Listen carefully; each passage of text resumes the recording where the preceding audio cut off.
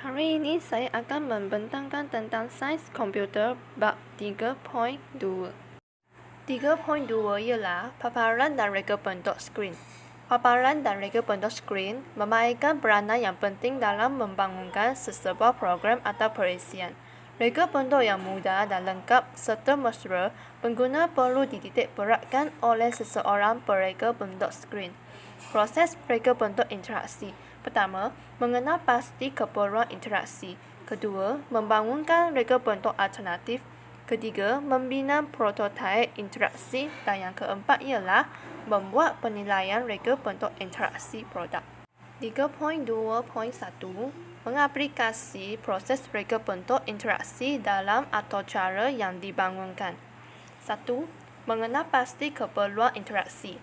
Pertama, keperluan produk dan mengetahui sebab sesuatu produk itu dibina perlu dikenal pasti. Yang kedua, fikirkan mengenai produk alternatif yang akan dibina dan apa yang anda inginkan produk itu lakukan untuk anda. Dan yang ketiga, kumpulkan maklum balas daripada pengguna sasaran mengenai fungsi produk yang mereka inginkan. Jadual 3.3 merujukkan analisis keperluan untuk menyelesaikan masalah. Boleh rujuk kepada buku teks muka surat 330. 2. Membangunkan reka bentuk alternatif. Reka bentuk alternatif ialah lakaran beberapa reka bentuk yang akan dicadangkan kepada pereka bentuk yang dihasilkan melalui gambaran idea pereka bentuk itu sendiri. Produk yang sedia ada, hasil tinjauan, maklum balas dan sebagainya. Yang kedua, wujudkan sekurang-kurangnya dua reka bentuk alternatif.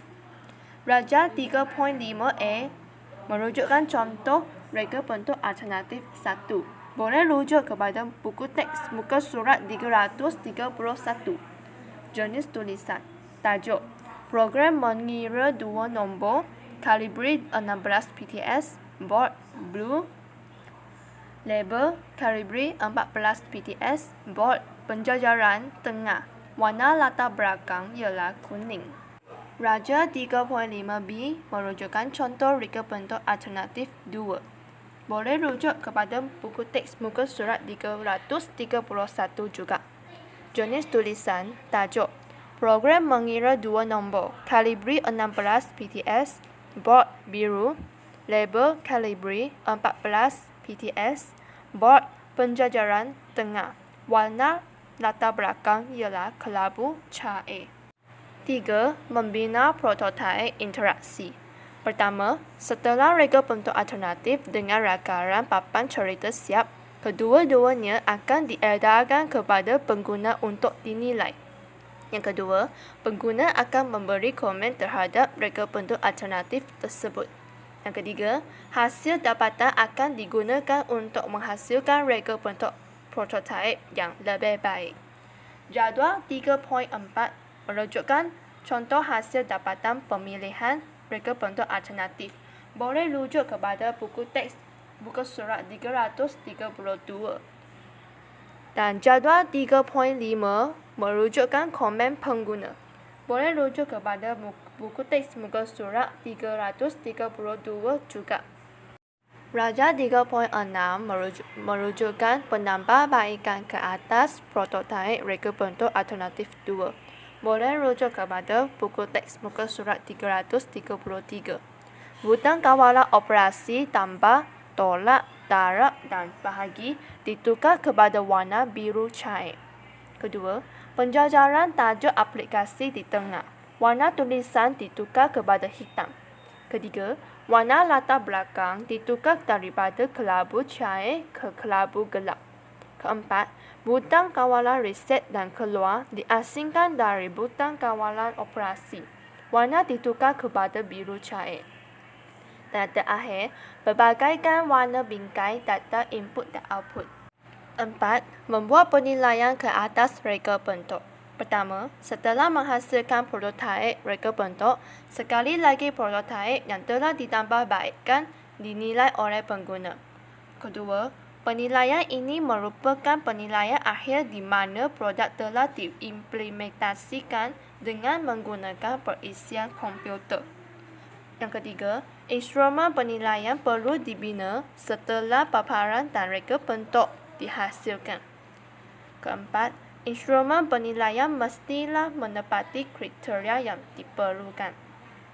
Raja 3.7 menunjukkan contoh prototipe paparan reka bentuk skrin yang telah siap ditambah baik.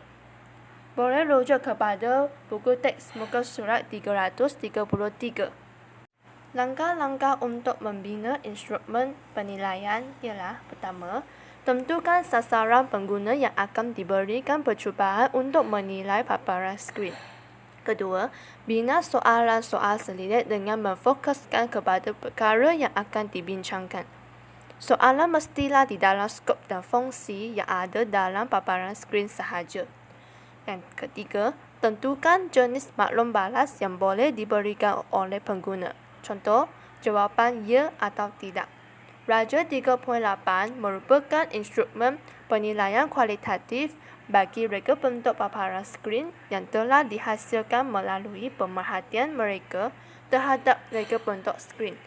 Boleh rujuk kepada buku teks muka surat 334 untuk lebih jelas. Tajuk projek ialah program mengira 2 nombor. Objektif projek ialah membolehkan murid darjah 3 mengira 2 nombor dengan pantas secara automatik. Yang ketiga, sasaran ialah murid darjah 3. Keempat, kategori pengguna, guru atau murid. Tandakan tik sekiranya jawapan anda ya dan tandakan salah sekiranya jawapan anda tidak. Kategori mempunyai 2, iaitu reka bentuk skrin dan interaktiviti pengguna. Presentation saya sudah tamat. Sekian, terima kasih.